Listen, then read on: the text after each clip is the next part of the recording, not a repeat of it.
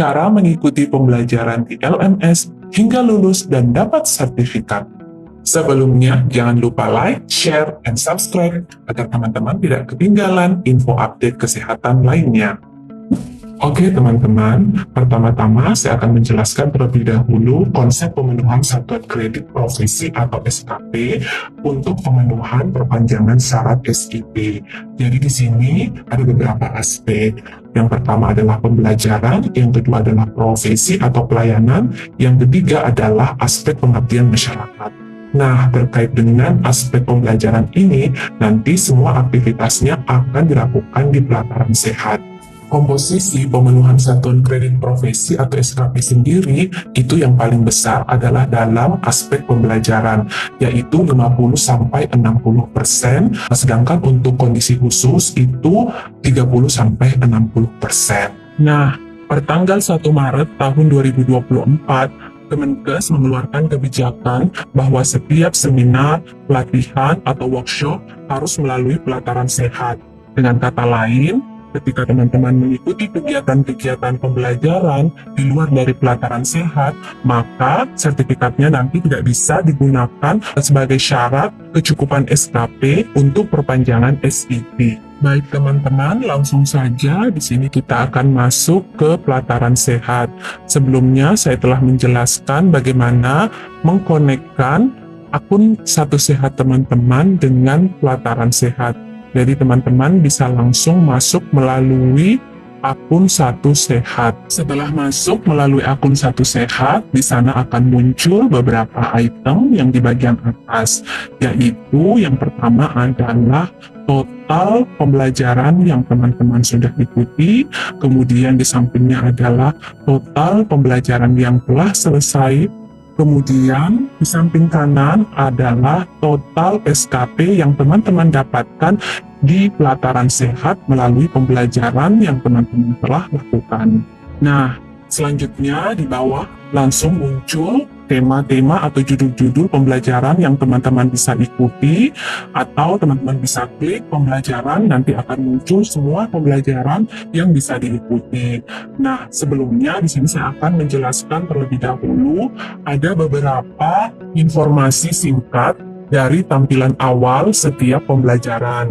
Seperti di situ ditampilkan ada jenis pembelajarannya, apakah berupa pelatihan, seminar, ataupun webinar. Kemudian tampak ilustrasi gambar yang juga biasanya mencantumkan biaya jika ada. Kemudian di situ ada judul pelatihannya, kemudian lembaga yang melakukan pelatihan. Selanjutnya di situ juga tampak berapa jumlah JPL atau jam pembelajaran dan berapa jumlah SKP yang bisa teman-teman dapatkan.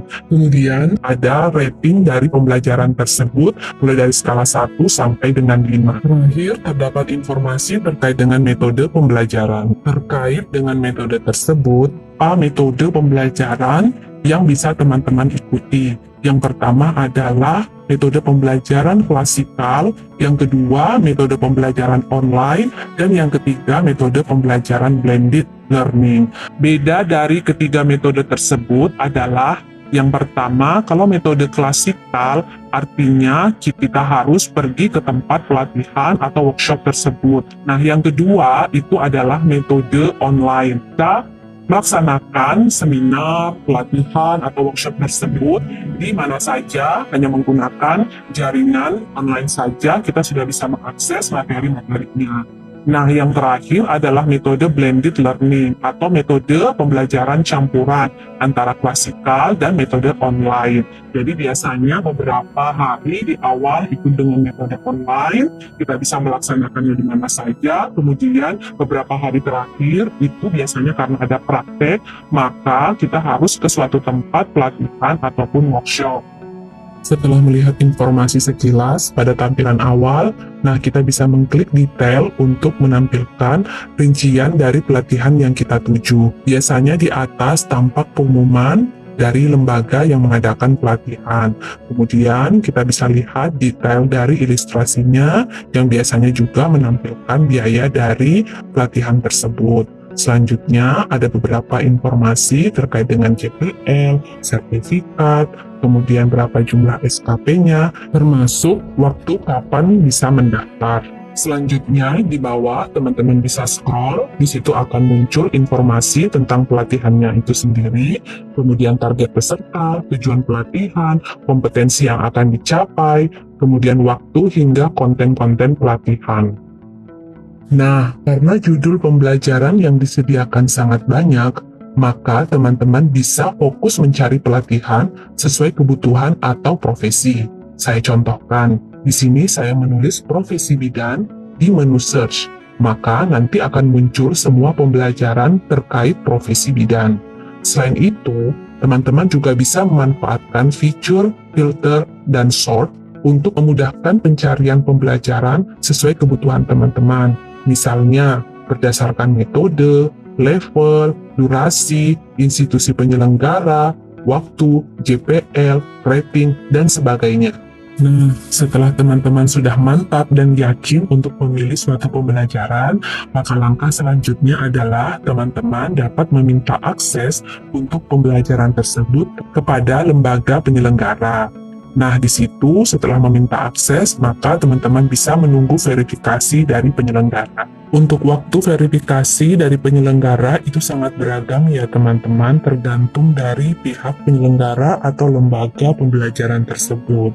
Jika teman-teman kesulitan mengakses atau terlalu lama menunggu verifikasi dari penyelenggara, maka teman-teman bisa menghubungi kontak lembaga tersebut sesuai dengan yang tercantum pada brosur atau keterangan dan informasi yang ditampilkan di pelataran sehat. Jika teman-teman sudah mendapatkan akses, maka teman-teman sudah bisa memulai pembelajaran. Misalnya online, maka teman-teman bisa langsung mengklik, kemudian melihat materi-materi pembelajaran yang disediakan di pelataran sehat. Nah, saya contohkan di sini adalah pembelajaran full online yang terdiri dari beberapa materi. Kita bisa langsung mendownload materinya atau langsung mengikuti video-video yang ditampilkan. Di sebelah kiri akan muncul tanda jika kita sudah menyelesaikan. 0-1 artinya bahwa kita belum menyelesaikan pembelajarannya, sedangkan kalau kita sudah menyelesaikannya maka tandanya adalah 1-1. Ikuti dan selesaikan semua pembelajarannya hingga mendapatkan post-test. Setelah itu kerjakan post-testnya, klik post-testnya, kemudian di situ teman-teman bisa memperhatikan durasi pengerjaan post-test.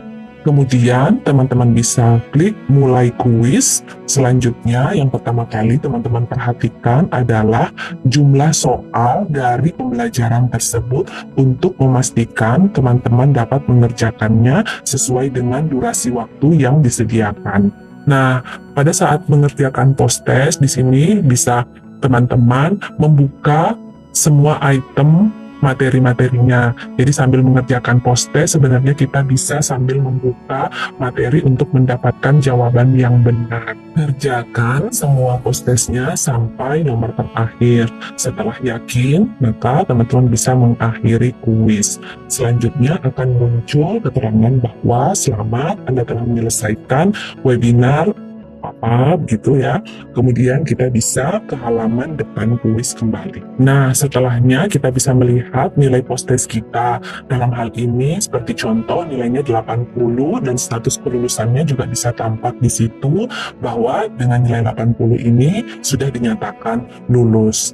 Kalaupun belum lulus, teman-teman tidak perlu khawatir, masih ada kesempatan untuk mengulang, biasanya maksimal 3 kali ulangan untuk kuisnya, sampai teman-teman mencapai batas minimal untuk kelulusan. Biasanya batas kelulusan sendiri itu adalah 75. Kemudian teman-teman bisa klik selanjutnya dan tandai selesai. Langkah terakhir, teman-teman akan diminta untuk memberikan rating dan ulasan. Berikan bintang sesuai dengan penilaian teman-teman terhadap pembelajaran tersebut, mulai dari rating tidak baik sampai sangat baik.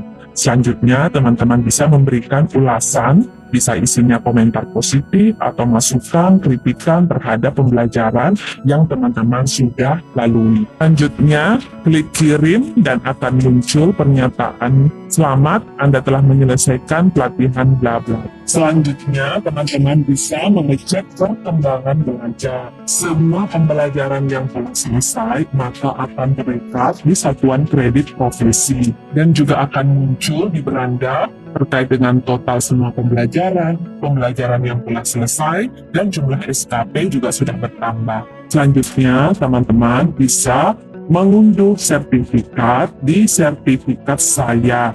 Namun demikian, sertifikat biasanya tidak serta-merta langsung bisa diunduh ya teman-teman, karena membutuhkan proses penandatanganan dari lembaga penyelenggara. Selanjutnya, teman-teman bisa melakukan pengecekan secara berkala apakah sertifikatnya sudah ada atau belum. Bisa langsung ke Pelataran Sehat ataupun mengecek email teman-teman. Nah, di sini saya contohkan emailnya terkait dengan pemberitahuan sertifikat sudah ada. Langsung kita buka saja. Di email tersebut diinfokan bahwa sertifikat sudah bisa diunduh di Pelataran Sehat. Dengan demikian, kita kembali lagi ke Pelataran Sehat, kemudian kita klik sertifikat. Kemudian teman-teman bisa langsung mengunduh sertifikat. Nah, di sini sudah tampak sertifikat teman-teman yang telah diunduh. Oke, selamat mencoba teman-teman. Salam sehat untuk teman-teman nakes semuanya.